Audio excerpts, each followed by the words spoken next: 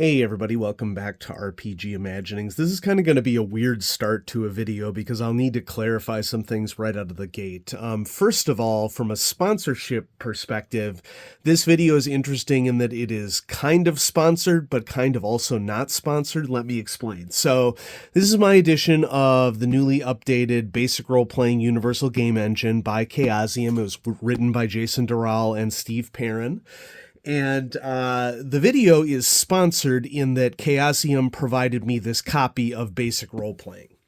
But to clarify it further, I'm going to show you some content that I created using the Basic Role-Playing Universal Game Engine that, aside from what needs to be credited to Chaosium through the ORC, other design elements are my own. And this is just alpha work. This is just me musing and fiddling around with BRP and also having personal goals about what I'd want to create about a very niche role-playing game. And then I also just want to mention right out of the gate that this video is going to really not appeal to some people, I think because of the content involved. I'm an education professor. That is what I do for my livelihood, and that is where all of my professional training is. I was a high school teacher for 19 years before I transitioned to university, and so I'm going to be talking a lot about professional craft of education a lot in this video, and I know that that just isn't going to influence or isn't going to interest some people. One of the common points that we make when discussing education with lay people is that the profession is a weird beast in that most everybody has attended school, so they think that they understand what school is. Yet very few people actually understand what school is because, and we don't blame them, and there is nothing to blame under these circumstances. It's just that just because one attends school doesn't mean that they understand anything of what happens behind the scenes to help and support students. And so I'll get into more details of that during the video, but the realization of this tends to be really shocking to a lot of people. People don't like to be feel like they've been misled or that they haven't been told the whole truth about things. But there's only so much we can do to educate the public with the time that we have available, and we're certainly never trying to hide anything from anyone. It's just there's a general human tendency to tune out when you start getting technical about things. Now, the irony of that is that people will tune out about the technical things and then they'll complain later about the technical things when they didn't listen in the first place, So I just want to point out to you that the content of the role-playing game that I'm trying to design here may not appeal to you, and that's fine. That just means that this video isn't for you. And then finally, before I get into the history here, you may be able to hear that I've been sick for the last 72 plus hours, and I am recovering. I sort of feel like I'm at a place where I have the energy to be able to do a video that I've been planning for some time. But my regrets if I sound a little nasal to everybody. Hopefully that won't be too much of a distraction. And so I am a huge BRP fan.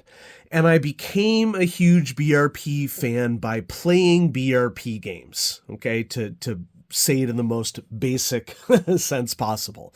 Call of Cthulhu is my main role-playing game. It's the game that I love the most, but I've also played RuneQuest. I've played and GM'd both Call of Cthulhu and RuneQuest. I've been, for a long time, interested in other BRP games like the Ringworld RPG. There are many games, many D100 games and skill-based, skill-focused RPGs that have both influenced basic role-playing and have been influenced by basic role-playing.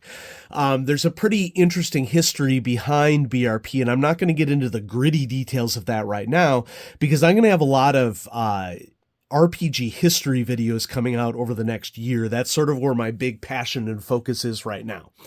But let me start by just introducing the concept and then giving you a little bit of history, okay? So I am working on a Master Educators RPG in which the characters are teachers, and they are trying to support students using their skills.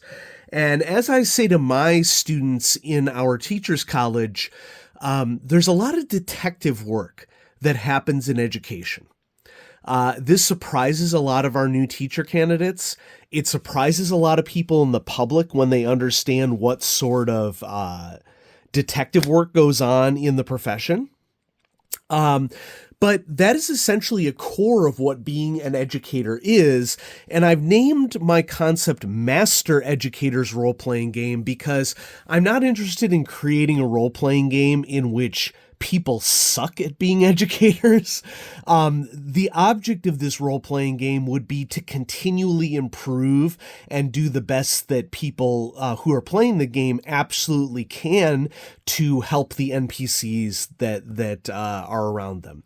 And, given that the central component of a lot of role-playing games is murdering things, this is going to be very far afield from what some people are interested in, but I am not shy about doing things differently at all. I like variety in role-playing games, and so I'll go over my goals here in a second as to what my conception is of designing an education role-playing game.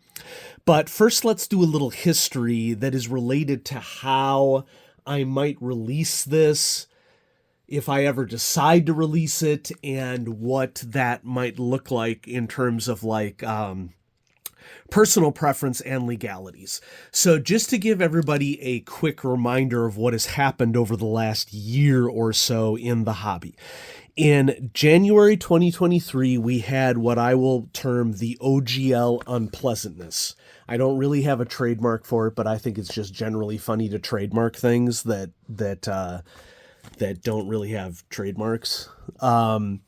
So Wizards of the Coast made the incredibly boneheaded decision. There are reasons why it makes sense for them, but it's just like a really corporate jerk move, to basically threaten to charge people whenever they used OGL game content, despite the OGL license. And this has been verified by lawyers, despite the OGL license basically saying that it existed in perpetuity. That happened in January of last year. Long story short, too late. They were non-communicative with the public. After great outcry, which I was a member of that outcry, a proud member of that outcry, because historically as a unionist, there's nothing that I hate more than people being taken advantage of by people in power. They then later released the 1.2, which we don't really have a finalized version of yet, is my understanding. But they basically verified that anything that happened under the OGL 1.1 or earlier would be able to exist in its form without additional charges. We don't know what 1.2 is going to look like, but we do not have very high confidence that Wizards is going to do the right thing on that for the community. Almost immediately, many game companies, and this began with Paizo, the producers of Pathfinder. And Paizo intended to go away from the OGL before this unpleasantness began. They were developing the concept of a universal rule set before the unpleasantness began, but then my understanding is they just elected to what's the word that I'm looking for? Fast track. There we go. Their decision making. I would recommend that you listen to the Role Playing History podcast episode about this. It's not the most recent episode. It's like an episode about a week ago. I will link it in the description below. And so Paizo announces that they are developing the ORC, Open RPG Creative License, which basically included a lot of what a community of sharing individuals would want out of a license. for role-playing games. I would compare it to the OEC, Open Educational Content, which is something that we've been using in higher education now for a long time to basically collaboratively produce textbooks that students can use in our courses free of charge, because the textbook industry is a predatory capitalist industry that charges students ridiculously unfair prices for content that is that can be obtained from academics for no cost. And so in my professional community, OEC has been a thing. And so I'm supportive of this concept of an ORC, and so is Chaosium. Chaosium signed on to the ORC very quickly after Paizo announced it. In June 2023, they officially released the doc, and you can just Google Paizo ORC and read the doc. But this is no doubt the doc that is going to generally govern what happens with things like basic role-playing. And then I'm sure Chaosium will have their own document associated with as well, potentially for licensing purposes. I'm not a Chaosium insider. I don't know what they're going to do, okay? And so I'm happy to be corrected by anybody on this. But that's sort of the history here. And so one thing that I want to mention right out of the gate is that, one of my goals here, which I should have added to this, is that I don't want this to be for profit. Okay, so if Chaosium were to come out with, something similar to the Miskatonic Repository or the Johnston Compendium, for me to provide the Master Educators RPG on that platform, the only reason why I would do it is to spread the game, and I would make it pay what you want. Now, there would obviously be costs of time, and potentially other costs that I would pour into the game to make it, quasi-professional is what I would say. But I believe very strongly that educators should not make profits off of education. I actually am likely in the minority in that regard. Because if you think of things like tutoring, for example, educators profiting, sharing their skills by tutoring students, or if you think of publication of books associated with education, especially if those books become associated with the textbook industry. Those are aspects of the profession that I am not interested in participating in. I am personally opposed to tutoring because I believe that if an educator is doing their job, for-profit tutoring should not be needed for students. It is working against the mission of the profession for the guardians of a student to pay to have someone else tutor their students when their educator should be providing what is necessary for the student to be successful.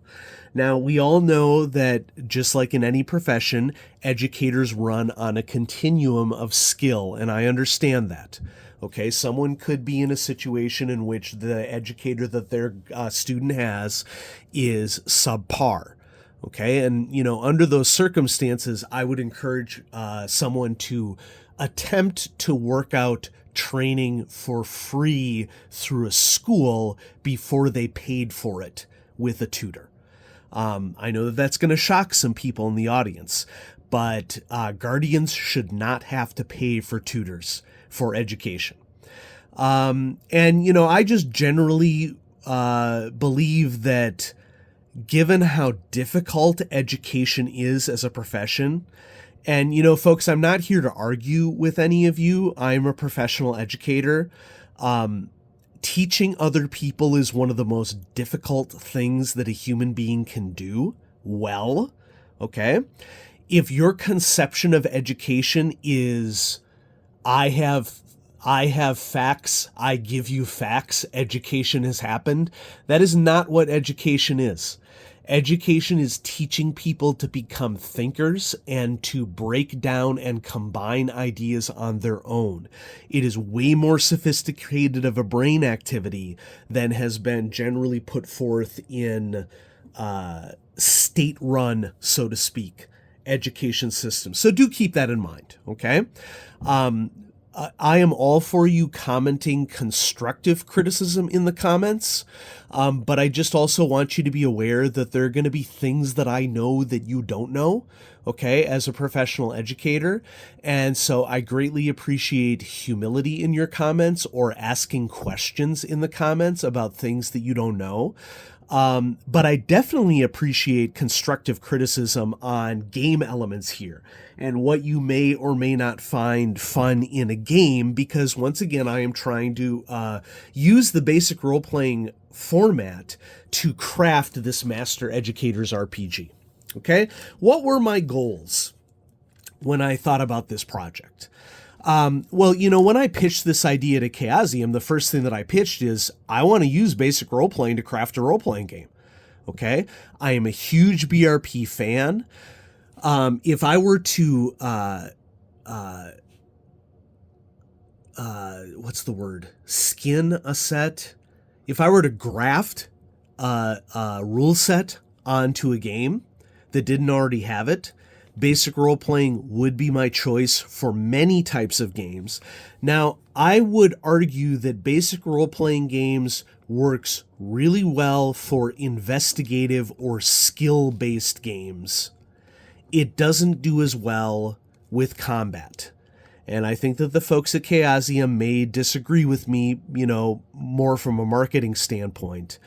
But, I talk to a lot of role players, and there's, I think, general agreement in the hobby. If you're looking at it objectively, BRP does investigative role-playing and skill-based role-playing really, really well, and that's why I love it. It doesn't hit the same way from a combat standpoint, because BRP essentially encourages players to avoid combat and role-play or skill play their way out of conflict, which, that's a style of role-playing, and many of us like that style of role-playing. Some people want a more combat-focused, tactical, video game-esque style of role-playing, where you have weapons that do damage, you have enemies that have hit points, and essentially the function of the game is to reduce the hit points of the enemy as rapidly as possible, okay? Combat-based role-playing is essentially that, and I know that it sounds crude to some people, and I'm not trying to hurt anybody, but I also believe in calling a spade, or, from a RuneQuest standpoint, if it looks like a Durules and quacks like a Durules and swims like a Durules, it's Durules, okay? So, number 2, I want to help to educate the public about what teachers really do, because the public really has no idea what teachers do. The public acts like they understand what teachers do, but folks, you really have no idea. And once again, it's not because we're trying to hide it from you, it's because it is complex. And my experience is that when you start talking to people about complex things, they tend to tune out. Especially since we are fighting history here. We are fighting a psychological history of how people have been trained to view education versus what education actually is. They are not equivalent. I also probably am more so in number 3. I want to help teachers recognize areas of personal and professional growth. I'm not saying that I wouldn't use this RPG system as an option for students in undergraduate or graduate programs, because I totally would. Whether or not they're going to be into this is a big question. I always have students who are interested in role-playing games and role-playing as a psychological technique for reflection. I also have lots of students that is very difficult for them. I wouldn't attempt to force this on anybody. It would be an option. I want to help practicing teachers to recognize and discuss ethical dilemmas, which is a huge component of the profession. And given that this is a master educator's RPG, this is going to have a very ethical attenuation, positive practice, professional practice focus to this game. Okay, this is not going to be a game that is going to model negative aspects of education that you see in the news. And I would heavily discourage that from happening. One of the things that I would have to write for this role-playing game is a short essay at the beginning with a serious discussion about potential triggers for people for education, because there are a lot. There's a lot of trauma surrounding education for a lot of people. We are very much aware of that in the profession. I engage my students on that. We try to work through those things in a healthy manner as best as possible. Number 5, I wanted to craft a hit pointless TTRPG that focuses on investigation and social interactions. Okay? And because there's no reason to have hit points in an education RPG. Can violence happen in schools? Yes. Does violence happen in schools? Yes. Is it something that is a persistent concern in the profession? Yes. Do we talk about it and do we plan for it? We absolutely do. That discussion is, in my opinion, outside of the scope of what the purpose of the Master Educator's RPG is, because this game is going to focus more on violence prevention than it is going to deal with the other side of that, which is violence response. I would never tell a new educator that they're not going to experience violence in the classroom or in a school.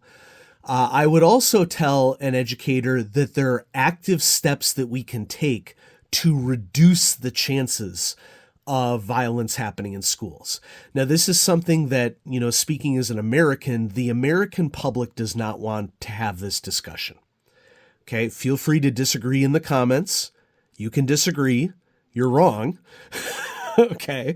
From a professional perspective, there's a very strong bullying culture in the United States that provokes violence in people. Okay.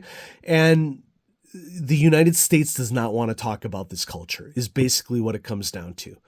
When violence happens in schools, Americans will scapegoat anything other than what the actual problem is that highlights deficits in people's psychology and social interaction. So if you want to talk violence in school, we can talk about the evidence. We're not going to ignore any of the evidence, though. And the evidence points a very clear picture that there are things that we could be doing in America to reduce violence in schools that Americans don't want to engage with because it requires them taking a humility-focused look at themselves. And humility is very difficult for many Americans. Okay? Now, that being said, what are the variations on BRP that I want in the game? Okay, well, first off, no hit points. I've already described why. There really is no reason to have hit points in this version of the game. This is not a physically focused game. This is going to be an investigation and social focused game. I love the sanity mechanic in Call of Cthulhu. It's not the right mechanic for a Master Educator's RPG game, but there is a mechanic that would work really well that also highlights one of the key issues that we have that is managed in the profession, which is compassion fatigue.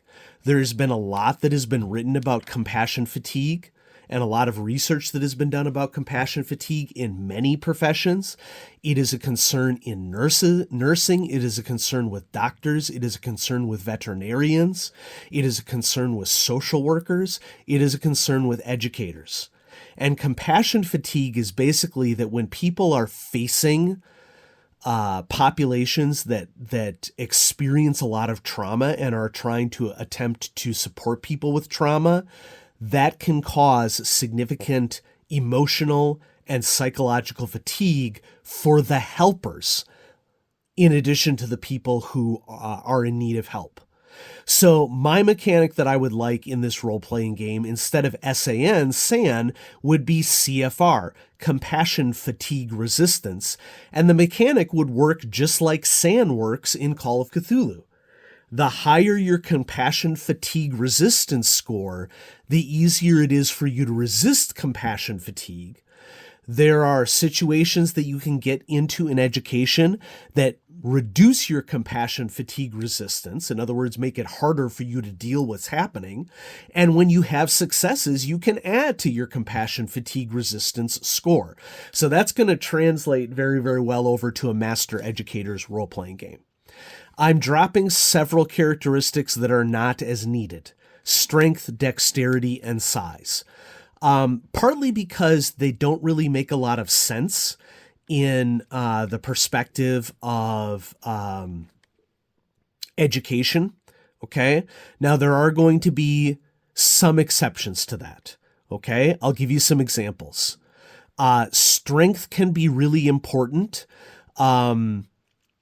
from a restraint standpoint. Now, restraint is very controversial in education, as it should be, but there's special training that special education professionals undergo called MANT training, which is training for how to successfully restrain an individual who is having an outburst so that they don't hurt themselves or others, okay?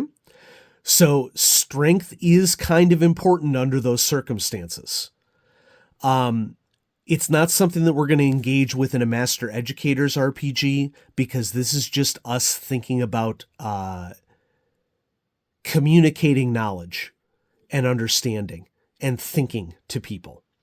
Dexterity can be very, very important. Let me tell you, as a science teacher, okay, I can't count to you tell you the number of times in which a student has dropped a piece of glassware or a piece of equipment and my hand has shot out and caught it. Okay. Is it because I have high personal dexterity?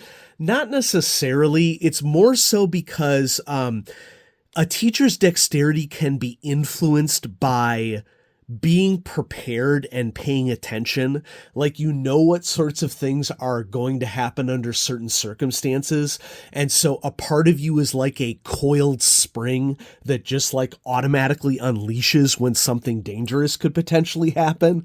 So I'm not saying that dexterity couldn't be useful under circumstances for educators, but under these circumstances, it's not really something that we need in this game. And then the same thing for size, okay? You can be a itty-bitty person, okay? You could be a little person and be a highly successful educator. You could be a person who has a very tall height or is large in size and be a highly successful educator. And then the last thing that I'd want to do here, combining these three statistics together, strength, dexterity, and size, I also want to make sure that this is an accessible role-playing game, and there is nothing stopping anyone with physical disability or any other types of disabilities from being a successful master educator. And I really want to make a point in this RPG that there are lots of ways in which people, regardless of physical presentation, can be effective educators. Okay? I'm adding a characteristic: empathy. Okay? Can empathy be trained? Yes. Okay? Does empathy get trained in most people? I would argue also yes. But I'm going to make it a core statistic in this game in order to make some critical points through gameplay. Okay? Then we have our derived characteristics. Okay? I have 3 of them here for you. Okay? Instead of a damage bonus, which is common in RuneQuest and Call of Cthulhu, which use the BRP system, I want to create an influence bonus. that just like damage bonus is calculated from 2 statistics in RuneQuest and Call of Cthulhu, we're going to have an influence bonus calculated from the POW statistic and the charisma statistic. Now, I want to point out that the app statistic, which is used in Call of Cthulhu, is just called a charisma statistic in the BRP rule set. And I actually prefer that because charisma is a huge component of being a teacher. And no, I don't mean like the modern Generation Z conception of Riz, okay? Which, Riz is short for charisma. Charisma is not just seduction, seductive capacity. There are a lot of components that go into charisma, okay? Charm, interest, performance. There's a lot of things that go into charisma. And so we don't mean charisma in this standpoint to mean seducing people, because that is obviously unethical in the context of students. Okay, so I would make that very clear in this role-playing game. Okay, the POW statistic is here because having willpower is critical for an educator. There are lots of opportunities for things to go wrong when educators get lazy or do not check themselves. There's an old saying, check yourself before you wreck yourself. And that is critical for educators to be aware of. Okay? Another derived statistic, I want a fatigue score. Okay? That would be 1/5 of con. And I'm going to argue that fatigue is maybe going to operate similarly to spell points. And that's not the name of them. See, I've been ill, so I'm blanking here. PowerPoints that exist in both RuneQuest and Call of Cthulhu to drive spells. We're going to do a statistic like that in the Master Educator's role-playing game, but it's going to be fatigue. And these will be points that can be spent or may be forced to be spent in this game, because education can be physically fatiguing depending upon what decisions an educator decides to make and how they manage their physical health in conjunction with their job. And then finally, compassion fatigue resistance.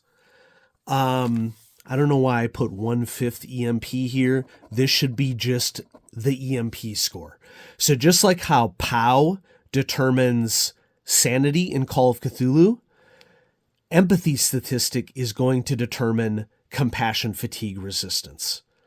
Because, and if you haven't spent a lot of time in your life thinking about this, the more empathy you have for people, the more you understand how they approach different situations, emotionally, psychologically, logically.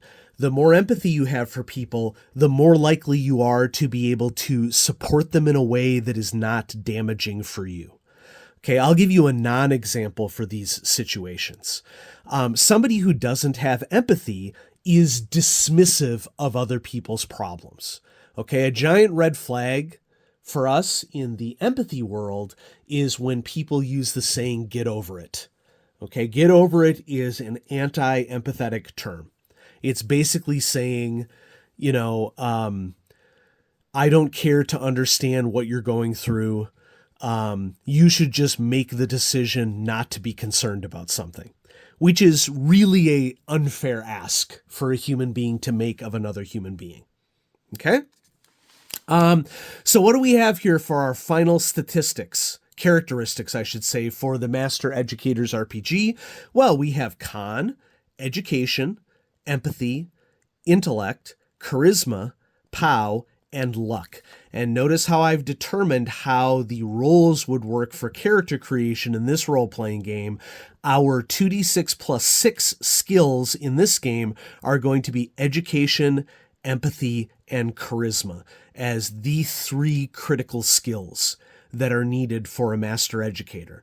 And this is where I'm probably going to get questions from people in the audience, and questions are okay. Hold on a second. Intelligence isn't a top characteristic for education?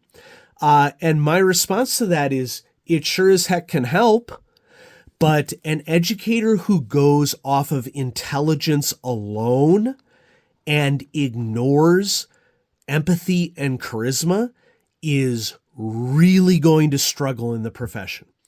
This is what a lot of people who are interested in becoming educators find out early in their programs, and we try to help them to understand this as quickly as possible. This is what a lot of people in the public don't understand about education. People in the public will say, hey, I'm intelligent, I could be an educator. And your intelligence is going to help you in some ways as an educator, but lacking empathy and charisma can really make it difficult for you to be effective in using your intelligence in a classroom. Because anybody who has spent any amount of time in a classroom and is paying attention knows that, sometimes a teacher will have leadership over a classroom and sometimes they will not. And a teacher who does not have respect of their students and who doesn't have leadership within their classroom will often struggle. And leadership and connection with students is entirely predicated on a combination of empathy, charisma, and willpower. Intelligence alone does not serve teachers.